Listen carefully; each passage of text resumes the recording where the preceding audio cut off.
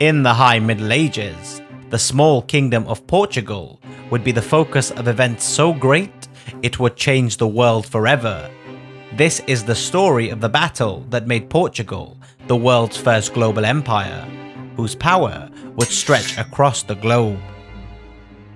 On the Iberian Peninsula, the 15th century was a place of turmoil, where Spanish, Portuguese and Muslim warriors fought for control.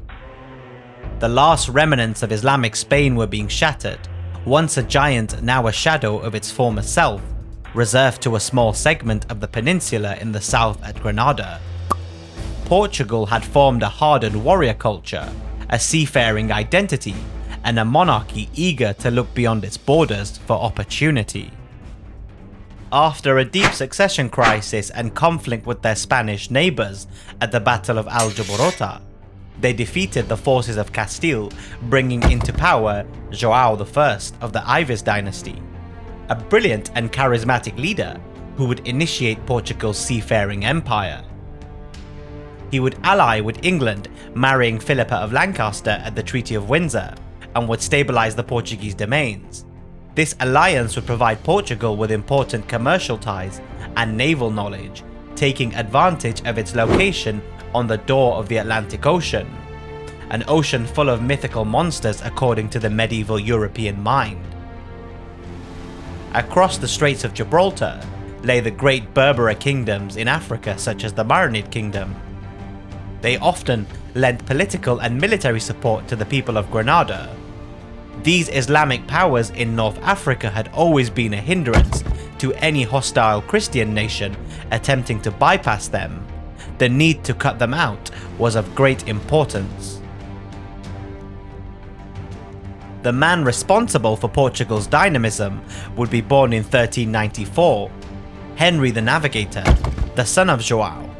He would be trained in the art of science, shipbuilding and theology. At this time, there was a very famous story about a powerful Christian king called Prester John. He was said to live somewhere in the east, and people believed he ruled a rich kingdom filled with gold, spices and great armies. Later it became clear that Prester John was only a myth, probably inspired by the real kings of Ethiopia. But even if the legend was not true, the idea of a strong Christian ally was still very important for Portugal in its struggle against the Islamic powers. Prince Henry became almost obsessed with finding this mysterious king. The dream of meeting Prester John, breaking the Muslim monopolies, and expanding Christendom filled him with a deep sense of purpose. This belief pushed the young prince to explore further than anyone before him, and to send ships into places no European had ever sent before. The opportunity to break the Islamic monopolies would come soon enough. In 1411, peace with Castile would be achieved, therefore securing the eastern border, opening up a conflict with the North African kingdoms, and the port city of Ceuta would be the perfect target.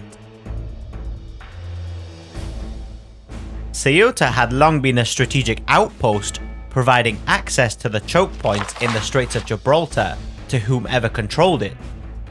The attack on the port city was planned over a few years by a council of Portuguese nobles that included João and his sons, of whom the most enthusiastic was the young Henry. Before the attack, King João had sent a secret mission through Sicily to gather information. The agents entered Ceuta pretending to be ordinary travelers and quietly studied the city's defenses, soldiers and trade. Their reports showed exactly where Ceuta was strong and where it was weak.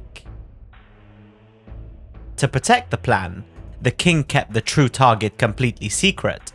Even the soldiers and the ship captains did not know that they were going to Africa until the fleet had reached Algarve. This secrecy prevented the Marinids of Castile from preparing or warning Ceuta, allowing the Portuguese to launch a surprise attack that made the conquest possible. The detailed knowledge of the Marinid defences can only be known in such great detail through direct observation, which is what the historical records also suggest. In 1415, the Portuguese began large naval exercises. The inner circle of men who knew about the battle plans were very small. They had to keep the plans a secret so that the port city would not be reinforced, and even the Queen's death that year did not spill secrecy. At dawn on the 21st of August 1415, the Portuguese fleet appeared out of the morning mist. Dozens of ships packed with soldiers moved silently towards the shores of Ceuta. The order was given and the first boats rushed forward. On the Almina beach, the defenders were caught off guard, and the Portuguese vanguard pushed hard, climbing the rocks and breaking through the first line of resistance. Prince Henry led the charge, shouting commands as steel clashed in the narrow streets. But the Maronid forces were unprepared, and soon their lines broke. By midday, the great banner of Portugal flew above the city. The castle was abandoned and its gates wide open. And as the sun set over the Straits of Gibraltar, Ceuta, one of the richest ports in North Africa, was now in Portuguese hands. After the conquest of Ceuta, Portugal turned its eyes to the Atlantic Ocean. In 1416, Prince Henry became governor of the Algarve and began supporting sailors, mapmakers and shipbuilders who wanted to explore the unknown coast of Africa. Soon Portuguese ships discovered the islands of Madeira in 1418 and the Azores in the 1420s, creating the first overseas colonies in the Atlantic. In 1434 they finally sailed past Cape Bajador, a point many Europeans believed marked the edge of the world. This moment proved the ocean was safe and open. Throughout the 1440s and the 1450s, Portuguese captains travelled down the African coast, reaching new lands and making contact with African kingdoms, and sadly, the beginning of the Atlantic slave trade. They explored as far as Senegal and discovered Cape Verde Islands, expanding Portugal's knowledge of the world. When Prince Henry died in 1460, he left behind not a finished project, but a powerful idea that the sea was now Portugal's road to the future. Even after Henry's death, Portugal continued pushing south along Africa, and under King João II, explorers like Diego reached the powerful Kingdom of Congo in the 1480s, proving that Africa was far larger and richer than Europe had imagined. And soon, Vasco da Gama would make his trip all the way across India.